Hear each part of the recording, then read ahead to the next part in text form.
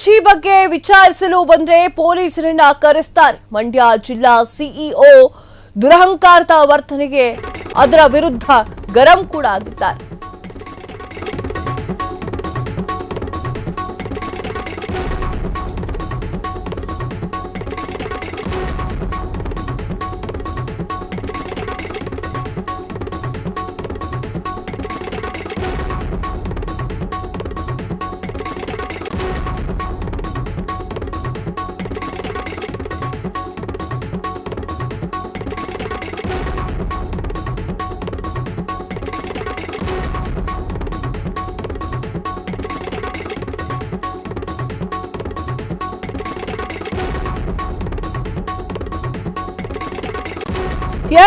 ಕೊಟ್ಟ ಅರ್ಜಿ ಬಗ್ಗೆ ವಿಚಾರಿಸಲು ಬಂದ್ರೆ ಪೊಲೀಸರನ್ನ ಕರೆಸ್ತಾರೆ.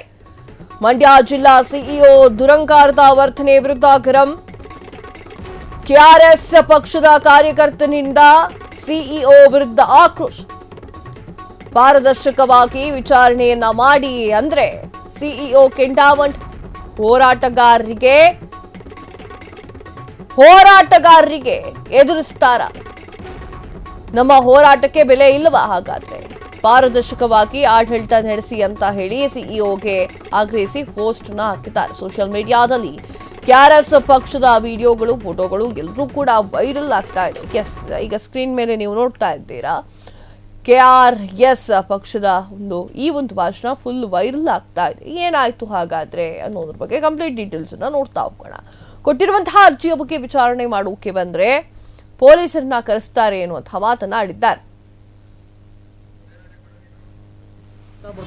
ಹೋರಾಟಗಾರರಿಗೆ ಕೊಟ್ಟಿರುವಂತ ಅರ್ಜಿ ಯಾವ ಹಂತದಲ್ಲಿದೆ ಅಂತ ನಾವು ಕೇಳಕ್ ಬಂದ ಸಂದರ್ಭದಲ್ಲೇ ಪೊಲೀಸ್ನವ್ರನ್ನ ಕರೆಸುವಂತದ್ದು ಅವ್ರ ಕರ್ತವ್ಯ ಮಾಡುವಂತದ್ದು. ಆದ್ರೆ ನಾವು ನೋಡ್ತೀವಲ್ಲ, ಸಾರ್ವಜನಿಕರು ಬಂದ್ರೆ ಯಾವ ರೀತಿ ಇರುತ್ತೆ ಅನ್ನೋದಕ್ಕೆ ಇದೊಂದು ಉದಾಹರಣೆ ಆಗಿದೆ. ಇವತ್ತಿಂದು 3 ಗಂಟೆಲಿ ಬಂದು 6:30 ಆದ್ರೂ ಯಾವುದೇ ರೀತಿ ಮಾಹಿತಿ ಇಲ್ಲ. ನಾವು ಒಂದ್ ರೀತಿ ಹೋರಾಟಗಾರರು, ಅದೇನು ನಾವು ಬೇರೆಯವ್ರಿಗೆಲ್ಲ ನಾವು ಬೀದಿಲಿ ಒಂಥರ ನಾಯಿಗಳ ತರ ಕೂತ್ಕೋಬೇಕು. ನಾವು ಏನಕ್ಕೆ ಹೋರಾಟಗಾರರ ಬೆಲೆ ಇಲ್ವಾ? ನಾವೇನ್ ಕೇಳ್ತಾ ಇದೀವಿ? ಏನಾದ್ರು ತಂದು ಕೊಡಿ ಸೂಟ್ ಕೇಸು ಅಂತ ಕೇಳ್ತಾ ಇದೀವಾ?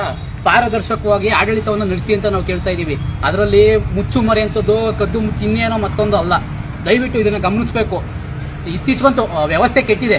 ನೇರವಾಗಿ ಹೇಳ್ಬೇಕು ಅಂದ್ರೆ ವ್ಯವಸ್ಥೆ ಕೆಟ್ಟಿದೆ. ಹೋರಾಟಗಾರರಿಗೆ ಈ ತರ ಎದುರಿಸುವಂಥದ್ದು, ಸಾರ್ವಜನಿಕರಿಗೆ ಯಾವ ತರದಲ್ಲಿ ಇರುವಂತದ್ದು ಒಂದು ಪ್ರಶ್ನೆ ನಮ್ಮ ಎದುರಾಗ್ತಿದೆ. ಓಕೆ, ನೋಡೋಣ ನೆಕ್ಸ್ಟ್ ಅವರು ಬಂದ ಸಂದರ್ಭದಲ್ಲಿ ಏನಂತ ಮಾಹಿತಿ ಕೊಡ್ತಾರೆ ಅನ್ನೋದನ್ನ ಮತ್ತೆ ಫೇಸ್ಬುಕ್ ಲೈವ್ ಮುಖಾಂತರ ಗಮನಿಸ್ತಾರೆ. ನಾವು ರಾಜ್ಯದಲ್ಲೇ ಹೋರಾಟ ಮಾಡ್ತಾ ಬರ್ತಾ ಇರುವಂತ ಹೋರಾಟಗಾರರಿಗೆ ಕೊಟ್ಟಿರುವಂತ ಅರ್ಜಿ ಯಾವ ಹಂತದಲ್ಲಿದೆ ಅಂತ ನಾವು ಕೇಳಕ್ ಬಂದ ಸಂದರ್ಭದಲ್ಲೇ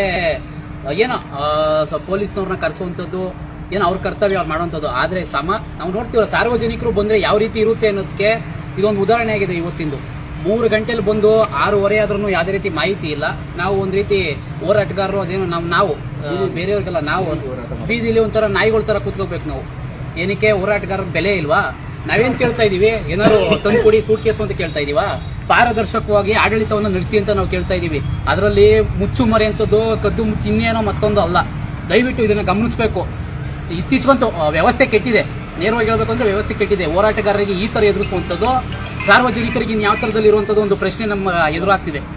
ಓಕೆ, ನೋಡೋಣ ನೆಕ್ಸ್ಟ್ ಅವರು ಬಂದ ಸಂದರ್ಭದಲ್ಲಿ ಏನಂತ ಮಾಹಿತಿ ಕೊಡ್ತಾರೆ ಅನ್ನೋದನ್ನ ಮತ್ತೆ ಫೇಸ್ಬುಕ್ ಲೈವ್ ಮುಖಾಂತರ ಗಮನಿಸ್ತಾರೆ. ನಾವು ರಾಜ್ಯದಲ್ಲೇ ಹೋರಾಟ ಮಾಡ್ತಾ ಬರ್ತಾ ಇರುವಂತ ಹೋರಾಟಗಾರರಿಗೆ ಕೊಟ್ಟಿರುವಂತ ಅರ್ಜಿ ಯಾವ ಹಂತದಲ್ಲಿದೆ ಅಂತ ನಾವು ಕೇಳಕ್ ಬಂದ ಸಂದರ್ಭದಲ್ಲೇ ಪೊಲೀಸ್ನವ್ರನ್ನ ಕರೆಸುವಂತದ್ದು, ಅವ್ರ ಕರ್ತವ್ಯ ಮಾಡುವಂತದ್ದು. ಆದ್ರೆ ನಾವು ನೋಡ್ತೀವಲ್ಲ, ಸಾರ್ವಜನಿಕರು ಬಂದ್ರೆ ಯಾವ ರೀತಿ ಇರುತ್ತೆ ಅನ್ನೋದಕ್ಕೆ ಇದೊಂದು ಉದಾಹರಣೆ ಆಗಿದೆ. ಇವತ್ತಿಂದು 3 ಗಂಟೆಲಿ ಬಂದು 6:30 ಆದ್ರೂ ಯಾವುದೇ ರೀತಿ ಮಾಹಿತಿ ಇಲ್ಲ. ನಾವು ಒಂದ್ ರೀತಿ ಹೋರಾಟಗಾರರು, ಅದೇನು ನಾವು